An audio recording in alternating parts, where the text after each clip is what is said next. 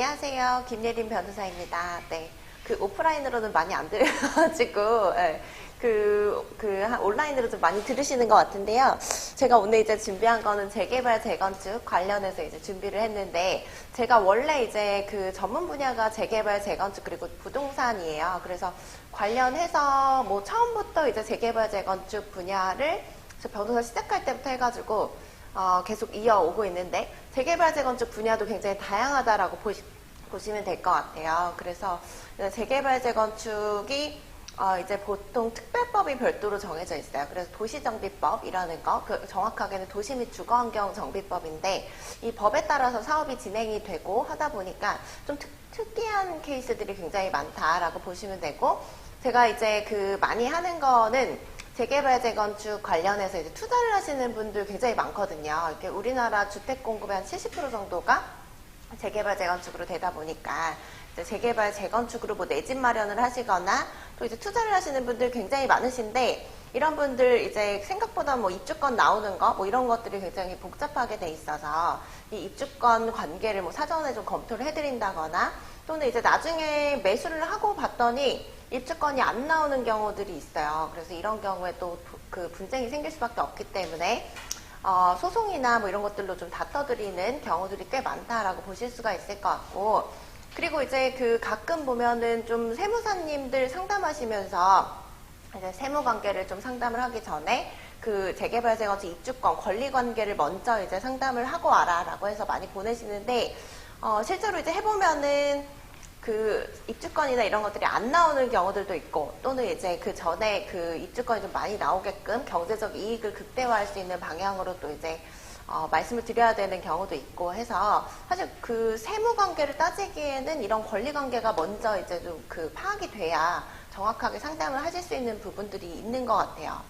그리고 이제 재개발, 재건축은 뭐 이런 입주권, 그래서 사시는 분들, 매수하시는 분들, 조합원분들의 어떤 권리 관계나 이런 거 외에도 조합이 사업을 하는 거잖아요. 근데 이게 민간에서 하는 사업이기는 하지만 어쨌든 조합이라는 단체를 결성해서 하는 거기 때문에 이 조합에서 보통은 이제 조합 임원분들이 주도적으로 하게 되죠. 근데 이제 조합 임원분들이 대부분 전문가가 아니다 보니까 사업 진행이 좀 원활하지 않은 경우가 많거든요. 그래서 이런 것들을 좀 도와드린다거나, 그리고 요즘 또 신탁 방식 재건축도 많이 하고, 그리고 LH에서도 공공정비 사업을 시작하면서 이런 정비 사업 관련해서 좀 사업 시행자가 좀 다양해졌다라고 보실 수 있을 것 같아요.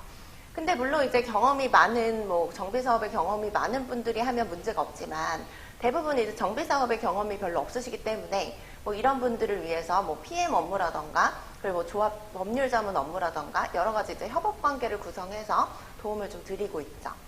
그리고 이제 최근에는 뭐 모아타운이나 신통기획 뭐 이런 것들이 진행이 되면서 사업 추진하는 곳들이 굉장히 많이 늘어났어요. 특히 이제 모아타운 같은 경우는 이제 소규모 재건축 재개발 사업지를 여러 개 모아서 개발 수익성을 높여주는 곳이다라고 보시면 되는데, 이게 기존에 이제 소규모 사업지 같은 데는 사업이 잘 안 될 수밖에 없죠. 네, 일단은 뭐 규모가 작기 때문에 사업 수익성이 안 나올 수밖에 없거든요. 그리고 이제 이 개발을 하더라도 굉장히 좀 제한적으로 개발할 수 있고, 그리고 지어지고 나면 또 나홀로 아파트 이런 것들이 되기 때문에 뭐 분양이 잘 안 된다거나 뭐 이런 문제들이 좀 있었어요.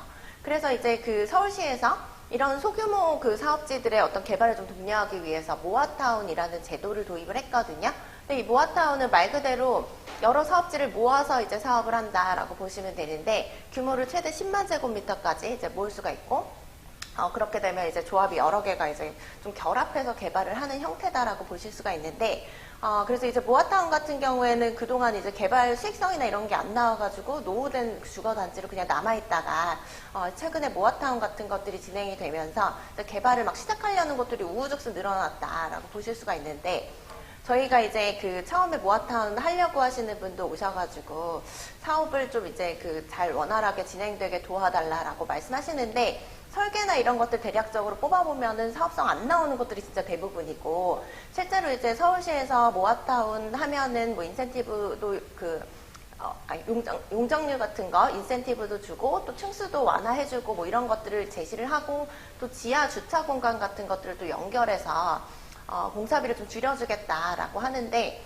실제로 지하주차장 연결하는 것 자체가 공사가 쉽지가 않더라고요. 그래서 왜냐하면 밑에 배관들이 다 연결이 돼 있기 때문에 이걸 이제 다시 연결하는 것 자체가 돈이 더 많이 들더라. 그래서 실제로 이게 모아타운은 다 초기 단계 지금 사업지에 불과하기 때문에 앞으로 이제 진행이 되면은 좀 어떻게 될지는 두고 봐야 되는 곳이기는 해요.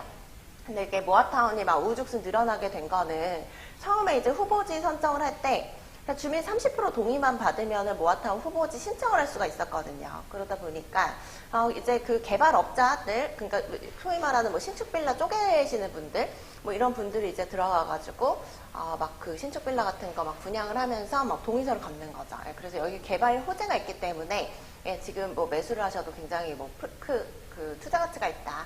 뭐 이런 식으로 홍보를 해서 이제 그 실제로 이제 사업이 불가능함에도 모아타운 후보지 신청을 한다거나 지금 모아타운이 제대로 진행되고 있는 것처럼 이제 보이게끔 하는 곳들이 굉장히 많이 늘어났다라고 보실 수가 있는데, 근데 이제 제가 보면은 한 10곳 중에 한 곳도 좀 모아타운 같은 곳들은 가기가 어려운 부분이 있고, 또 이게 문제는 여러 개의 사업지를 한 번에 이제 모아놓는 거다 보니까 사업지별로 이게 좀 그 수익성이나 이런 게 다를 수가 있거든요. 그리고 조합원 수도 다르고 하다 보니까 이게 그 사업지별로 좀 갈등이 발생할 수 있는 요소들도 굉장히 많더라라고 해서 제가 만약에 모아타운 투자하고 싶다라고 하시면은 시범 사업지 위주로만 보셔라라고 말씀드리거든요. 그래서 번동 같은 데는 사실 그 서울시 시범 사업지인데 거기서 제일 빨리 가고 있어요. 그래서 그 최근에 이제 건축심의 통과하고 굉장히 사업 속도가 좀 빠르게 가고는 있는데 그런 일부 케이스를 제외하고는 사실 모아타운이 조금 진행이 어려운 상황이다라고 보실 수 있을 것 같아요. 그 소개를 좀 간단히 드리면은 저는 지금 신목의 대표 변호사인데 저희 그냥 대표 변호사가 2명이에요. 그래서 둘이서 이제 진행을 하고 둘 다 이제 재개발 재건축 전문으로 하고 있는데 근데 이제 저는 좀 조합원들 그 입주권이나 뭐 이런 쪽에 좀 전문성이 있고 같이 하시는 다른 대표 변호사님은 또 사업 쪽에 되게 전문성이 있으셔가지고 같이 이제 협업을 하는 형태로 돼서 좀 시너지가 잘 나고 있어요. 네, 그래서 여러 가지 조합 관련된 사건들은 거의 뭐 다 할 수가 있다라고 보면 되고, 그리고 지금 뭐 일부 재건축 재개발 조합은 법률자문 외에도 여러 가지 용역이 많아요. 그래서 국공유지 관련된 용역이라던가 그리고 뭐 토지보상 관련된 용역이라던가 그리고 공사비 같은 것들 최근에 굉장히 문제가 많잖아요. 그래서 공사비가 많이 오르면서 시공사에서는 그 공사비를 올려달라고 하고 그리고 조합 입장에서는 이게 공사비를 마냥 올려주게 되면은 조합원 추가 분담금이 높아지는 문제로 연결이 되다 보니까 이런 것들 때문에 이제 공사비 협상이 좀 필요한데 조합 임원분들은 사실 되게 비전문가거든요. 근데 이제 그 시공사는 완전 전문가가 나와서 협상을 하죠. 그러다 보니까 협상이 대등하게 안 되는 경우들이 있어요. 그래서 이런 공사비 협상을 좀 대리를 해드린다거나 이런 것들도 하고 사실 정비사업 관련된 거는 거의 다 전부 다 이제 할 수 있다라고 보시면 될 것 같아요. 그래서 거의 대부분의 이제 그 용역이 굉장히 다양하게 들어오고 있고 그런데 근데 이게 또 그러니까 달리 말씀드리면은 이게 정비사업이라는 게 재개발 재건축으로 되게 한정이 되어 있어 보이지만 그 내부에서는 정말 그 다양하게 이게 사업들이 이루어지고 있거든요. 용역을 만들려면 얼마든지 또 만들 수 있는 다양하게 파생시킬 수 있는 영역이더라라고 보이고, 사실 이게 그 재개발 재건축 사업을 전문적으로 하다 보니까 관련해서 이제 그 민간 개발 쪽에도 저희가 좀 하는 것들이 꽤 있어요. 그래서 그런 것들에 뭐 법률 자문도 해드리고 그냥 대행해서 해드리는 용역 같은 것들도 좀 해드리고 그런 것들이 있어서 이 재개발 재건축 부동산 분야에서 좀 다양하게 확장할 수 있는 부분들이 있더라. 제가 해보니까 그렇고, 그리고 제가 이제 투자나 뭐 이런 것들도 컨설팅을 해드리거든요. 그러면은 이제 저희 고객들이 또 계셔가지고 그분들은 또 개발이나 자기의 이제 기존에 가지고 있는 재산의 가치를 높인다거나 아니면 거기서 여러 가지 이슈들이 발생하면은 뭐 그런 것들을 좀 도와드리는 일들도 굉장히 많다라고 볼 수가 있고, 그리고 한국외국어대학교에서는 뭐 강의를 좀 하고 있고, 그리고 한국토지주택공사나 뭐 여러 그 재건축 재개발이 좀 많은 구역들이 있어요. 지자체들이 있어요. 그래서 그런 곳들에 뭐 자문위원이라던가 고문 변호사라던가 뭐 이런 것들을 좀 하고 있는데, 한국토지주택공사가 LH인데 여기가 원래는 이제 뭐 그냥 일반적인 공공 택지 개발 같은 것들만 해왔어요. 그랬는데 지난 정부에서 이제 공공 정비 사업의 주체가 되다 보니까 이게 그동안 이제 참여형으로는 조금 진행을 했는데 거의 많지는 않았었거든요. 근데 이제 공공 그 참여 그리고 공공 주도 정비 사업에 이제 주체가 되다 보니까 이런 것들 관련해서 그동안 이제 그 많이 해본 경험이 없어서 좀 우왕좌왕했었는데 그런 것들 관련해서 그래서 자문단을 꾸려서 지금 운영을 하고 있거든요. 그래서 이제 얼마 전에 회의를 갔다 왔는데 공공 정비 사업 이제 자문위원으로 또 활동을 하고 있습니다. 네. 그 목차를 보시면은 일단 재개발, 재건축이 뭔지 그 말씀을 좀 드리면 좋을 것 같고, 이게 재개발, 재건축을 그냥 한 번에 다 말씀하시는 분들 많거든요.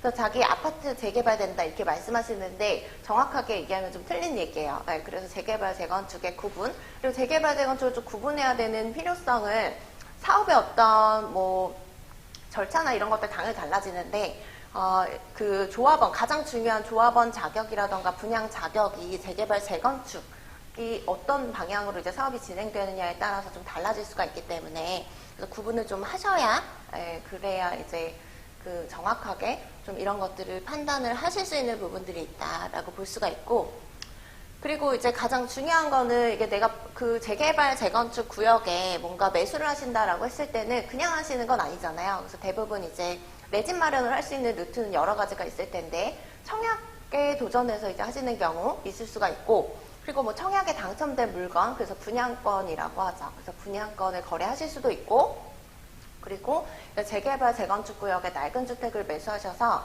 거기서 이제 나중에 새 아파트